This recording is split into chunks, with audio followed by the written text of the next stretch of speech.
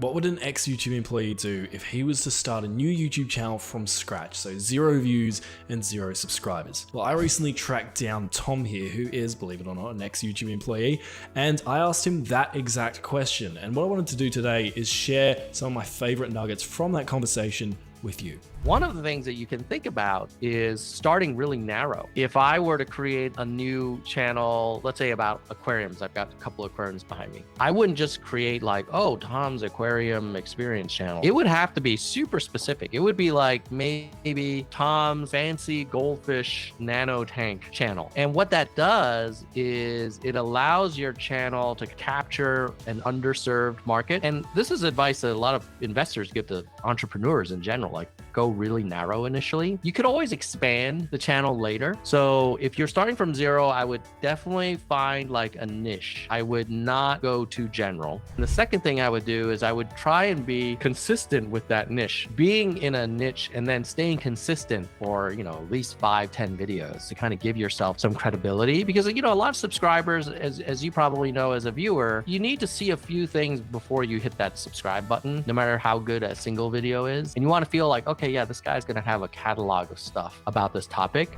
and then get those early viewers to discover this video. And I would not rely entirely on YouTube to do that for me. Imagine there's a lot of content getting uploaded to YouTube or any social media platform every minute. They could basically divide all of the video recommendations by every video that has been uploaded. But if you were a viewer, you'd get probably a bad experience because a lot of content just isn't really relevant for you as a viewer. Going out of your way, like if we take my aquarium example, then I would probably find some fancy goldfish discussion forums or other fancy goldfish, YouTube creators or Twitter kind of conversation, and let people know that I've got this channel or that I did this video recently, and kind of try and drum up some initial interest. So it would be very targeted. It wouldn't be like, oh, I'm going to go to the top 10 aquarium forums and say like, hey, I made a new channel about fancy goldfish. I don't think that's super ethical nor effective. But if it's very targeted and relevant to a thread, then I think it's okay, especially if you provide some value in the post itself. And I'm just speaking from like a viewer's point of view. If I'm on a forum and someone's like, oh, I made a video about this topic, go here. I don't think I would click on it. But if they said, hey, I've had experience with this, here are some things that work for me, and then, oh, by the way, I also made a video kind of highlighting some of this. Here's a link to check it out. To me, that's a much more kind of like ethical sell, because once there's some interest and if the video performs, you have a much better chance of then kind of catching that jet stream that we're all looking for. If I had to boil it down for someone that's got a small channel that's been doing it and just has not been getting a growing audience, I think it comes down to 2 questions. Can you make your content more engaging and better? And then the second question is,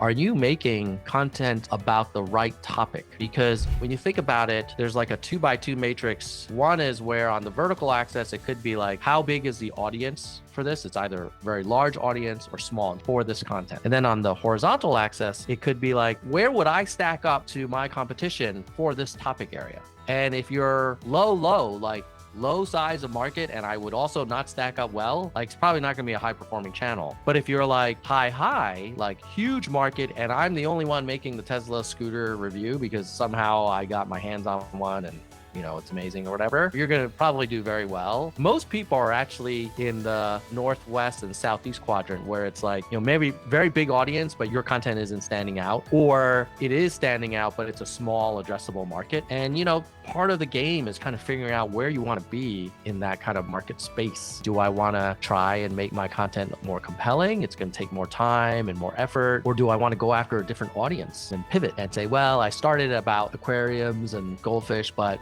that's not really working for me. And maybe you experiment with a video about a different topic and you see how it goes. And this is why, and I know it kind of conflicts with some of my advice about being consistent, but being a creator is like being an entrepreneur. You've got to know when it's time to pivot and when it's time to hunker down and stick with it. There's no formula for that, but generally, if you've been doing one topic for a long time and you felt like you made the content as good as it can be and it's still not hitting, and you've promoted it and you've done everything you can, there just may not be that much much of an audience for you, or your content is just not making like the top 10. Because for any video, you kind of want to be in the top 10. If you look at like just the number of views that videos get for like goldfish and Siamese beta living together, I'm sure the top 3 get a lot of views and then it drops off significantly after that. And so, you really want to go for a medal position. You don't want to be, on page 10 of the search results. I loved his point about promotion. It's really interesting to hear someone who's actually worked at YouTube recommend promotion, since it's